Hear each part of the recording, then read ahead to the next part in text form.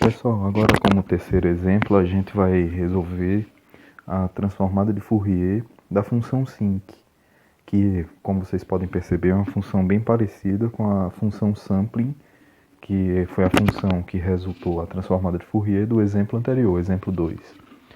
Então, nesse caso, né, se a gente tem uma função que no tempo parece com o resultado que é uma transformada, então nós podemos aplicar a propriedade da dualidade. Vamos visualizar primeiro o gráfico, o esboço gráfico dessa função. A gente deve se lembrar que, no caso da função, se trata de um seno amortecido, né? Em que na origem a gente tem o seno de 0 sobre 0, que tende para 1. Nós já fizemos essa análise. De forma que a função x de t, esboçada graficamente nesse caso, né? A gente chega ao seguinte resultado, né? A função tem o formato de seno amortecido, tá? Sua amplitude nesse caso, né? Veja que agora a gente tem o π surgindo aí na função e a gente não tem o a aqui embaixo. Se fosse a função sampling, a sua amplitude seria 1, de fato. Mas aqui, fazendo as nossas continhas, né? Quando a gente aplica a propriedade de L'Hopital, a gente chega ao resultado seguinte, de que em 0 a função, nesse caso, vale a sobre π. E o primeiro cruzamento em 0 acontece em π sobre a. Tá? No caso aqui, né, simetricamente, acontece em menos π sobre a. Então a gente tem o esboço gráfico da função x de t, que é uma função sinc. Tá? Função sinc, nesse caso de AT. Então veja, vamos lá. A gente pode, como eu falei, aplicar a propriedade da dualidade, reconhecendo, né, no caso anterior, se a gente tem tabelado a transformada de Fourier da função retângulo, né, de t sobre t grande, eu vou aproveitar o resultado exatamente da transformada anterior que nós calculamos.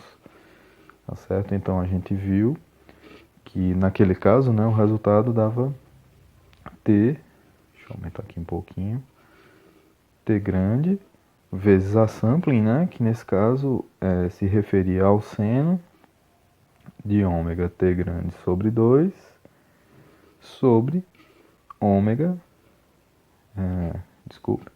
ômega t grande sobre 2. Então, veja que essa função, né, aqui o resultado, a transformada de Fourier do retângulo, é muito parecida com a função que a gente quer utilizar. A propriedade da dualidade, nós podemos nos lembrar, dualidade ou simetria, né? Diz o seguinte, que se a gente tem uma função no tempo que se parece muito com uma transformada de Fourier, ou que na verdade tem o mesmo formato de uma transformada de Fourier, essa função transforma para 2π vezes aquela função que gerou a transformada, só que espelhada, né? Não podemos esquecer desse espelhamento. Se nós fizermos t grande sobre 2 nessa função igual a para corresponder à função que nós queremos calcular transformada, nós vamos ver que, nesse caso, né, t grande seno de ômega t grande sobre 2 sobre ômega t grande sobre 2 resulta em, no caso, né, t grande dá igual a 2a vezes o seno de, no caso, ômega vezes a, ou a vezes ômega, podemos colocar assim, a vezes ômega, sobre ômega vezes a, né? Ômega vezes a. Ou a vezes ômega também, para ficar idêntico à de cima, né? Que de fato é a função sampling, como nós já vimos. Então, multiplicando e dividindo por π, nós também vamos ter essa função, né? Se nós fizermos aqui o produto por π e a divisão por π, a gente vai ter essa função agora sendo o seguinte, a gente vai ter 2π vezes a, tá? Inclusive nós podemos cancelar esse a, vou até retirar logo ele daqui, então a gente vai ficar com 2π seno de ômega a, ou a vezes ômega, sobre π ômega. Agora sim, né? Essa função é muito parecida com essa. Se nós sabemos, né, que esse resultado, que é a transformada de Fourier da função retângulo, considerando, né, no caso, t grande sobre 2 igual a 2a, ou t grande sobre 2 igual a a, né, a gente tem o seguinte, que a nossa transformada, né, desejada, é a seguinte. A gente sabe que o retângulo